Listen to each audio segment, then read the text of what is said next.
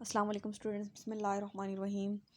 जैसा कि आप सब जानते हैं कि हम लिटरेरी क्रिटिसिज्म को स्टडी कर रहे हैं, उसमें हमने फिलिप सिडनी को आज ही कंप्लीट किया है। तो इसके बाद पास्ट पेपर की डिस्कशन कर लेते हैं कि पास्ट पेपर में फिलिप सिडनी के कौन कौन से क्वेश्चन आए हुए हैं और कौन सी स्टेटमेंट आए तो आपने उसको किस तरह से लिखना है। तो सबसे पहले बात करते हैं 2015 के क्वेश्चन की। क्वेश्चन नंबर 1 है, how far would you agree that in moral doctrine also the poet surpasses the historian as well as the philosopher. कि यानी किस तरह से पोइट जो होता है वो हिस्टोरियन भी कहलाता है और फिलोसोफर भी कहलाता है। Discuss in the light of Sidney's an apology for poetry. तो आपने ये बताना है कि यानी सिडनी पोइट जो है, यानी वो पोइट के अंदर सारी क्वालिटीज़ होती हैं। पोइट जो है वो सुपीरियर होता है फिलोसफी से भी और हिस्ट्री से भी। ये क्वेश्चन मैं आपको करवा चुकी हूँ। मतलब फिलिप सिडनी के हमने जितने भी क्वेश्चन किए हैं उनमें से ही इन क्वेश्चंस को हमने मोल्ड करके, इनकी मॉडिफिकेशन करके, स्टेटमेंट के अकॉर्डिंग बना के इनको लिखना है। तो ये फर्स्ट जो क्वेश्चन की स्टेटमेंट है 2015 वाले, इसमें आपने फिलोसफी एंड हिस्ट्री वाला जो क्वेश्चन मैंने आपको करवाया था वो आप लिखेंगे। इसके बाद क्वेश्चन नंबर 2 है 2016 का, Sidney's apology for poetry is a work which inaugurated a new phase in the history of criticism.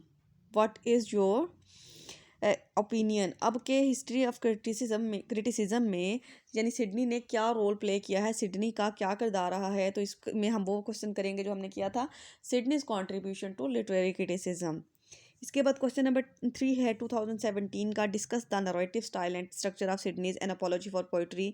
इसमें भी इसका जो है इसका जो क्या उसका अभी जो ऊपर मैंने आपको बताया है, इसका जो क्रिटिसिज्म वाला क्वेश्चन है ना, सिडनीज कॉन्ट्रीब्यूशन टू लिटरेरी क्रिटिसिज्म, वो सारा आ जाएगा। उसकी 3 यूनिट्स के बारे में, उसका राइम और मीटर के बारे में, ये सारी चीज़ें जितनी भी हमने डिस्कस की थी वो सारी आ जाएंगी। इसके बाद है क्वेश्चन नंबर 4 2018 का, nature's word is brazen only creates a golden one what is your opinion.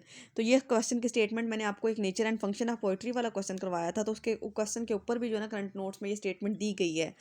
तो मतलब आपने इसी वो nature and function of poetry वाले क्वेश्चन को इस स्टेटमेंट के अकॉर्डिंग मोल्ड करके लिख देना है। आगे क्वेश्चन नंबर 5 है 2019 में जो आया है, N apology for poetry is one of the most important contribution to literary criticism theory written in English during the Renaissance। तो इसमें भी Sidney's contribution to literary criticism वाला क्वेश्चन हम लिखेंगे। क्वेश्चन नंबर 6 है 2020 का, what is Sidney's response to Aristotle's concept of imitation, elaborate your answer with reference to their work in your sense. इसमें भी सिडनी का जो वो हमने क्वेश्चन किया है लिटरेरी क्रिटिसिज्म वाला, वो भी आएगा। और इसके अलावा अरिस्टोटल के बारे में, अरिस्टोटल अभी हमने स्टडी नहीं किया है तो उसमें जो है अरिस्टोटल के जब हम स्टडी कर लेंगे ना, उसमें से भी हम पॉइंट्स इसमें ऐड कर सकते हैं। और इसके अलावा डिफेंस ऑफ पोइट्री वाला जो हमने क्वेश्चन किया है उसके भी पॉइंट्स हम इस क्वेश्चन में ऐड करके, मतलब इनको जो है मिक्स करके लिखेंगे।